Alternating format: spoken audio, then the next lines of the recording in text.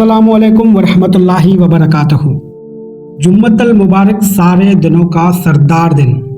कुछ हदीसों में आता है कि जुम्मे का दिन कबूलियत का दिन होता है। इस दिन को मांगी जाने वाली दुआएं रद्द नहीं होती। कुछ अहम अमल जो जुम्मे के दिन किए जाएं तो मसाइल पर आराम से कंट्रोल किया जा सकता है।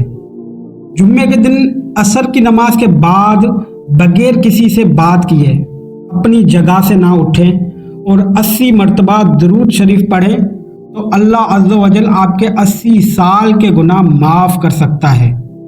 इसके अलावा जुम्मतुल मुबारक की फजीलत के बारे में कुरान पाक में इरशाद हुआ है, जब नमाज के लिए जुम्मे के दिन अजान दी जाए तो अल्लाह ताला के जिक्र की तरफ दौड़ो और खरीदो फरोख्त छोड़ दो, तुम्हारे लिए बेहतर है अगर तुम जानते हो।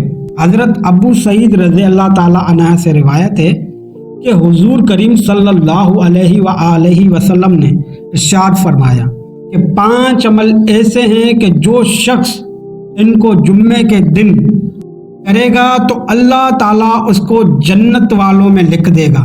जुम्मे के दिन मरीज की इयादत करना, जुम्मे के दिन अगर कोई मैयत हो तो उसके जनाजे में शरीक होना, नमाज जुम्मा पढ़ना, जुम्मे के दिन रोज़ा रखना और नबी पाक सल्लल्लाहु अलैहि वसल्लम का पसंदीदा अमल यानी कि गुलामों को आज़ाद करना।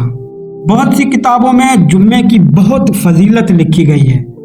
जो कोई शख्स जुम्मे की शब को इशा की नमाज जमात के साथ पढ़कर सुन्नतों के बाद 10 रकात नफिल 2-2 करके ऐसे पढ़े कि हर रकात में सूरह फातिहा के बाद 1 मरतबा सूरह इखलास और 1 मरतबा मौज़तैन पढ़े और आखिर में वितर पढ़े और इसके बाद किबला रुख करके सो जाए तो उसकी जायज़ मुरादें जो कि रुकी हुई है उन हाजतों की हाजत रवाई हो जाएगी।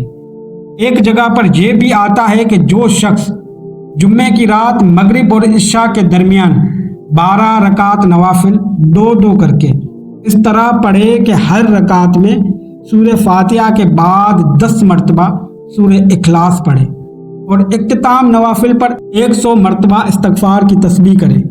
जिस शख्स ने ये तस्बीह की उसके कामों में आने वाली रुकावटें नौसतें ख़त्म हो जाएंगी और दुश्मनों पर फतहयाब होगा।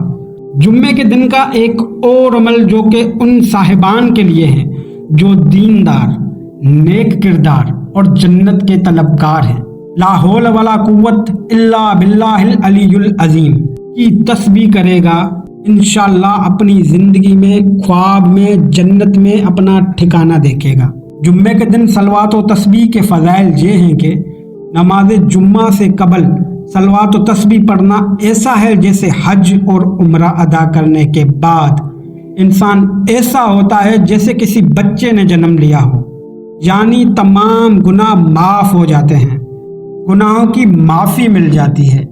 उम्मीद है आज की मालूमात आपको बहुत पसंद आई होगी। इस तरह की मज़ीद मालूमात और वज़ाइफ के लिए हमारे चैनल को सब्सक्राइब करें ताकि हमारी हर मालूमात आप तक बराबर पहुंचती रहे।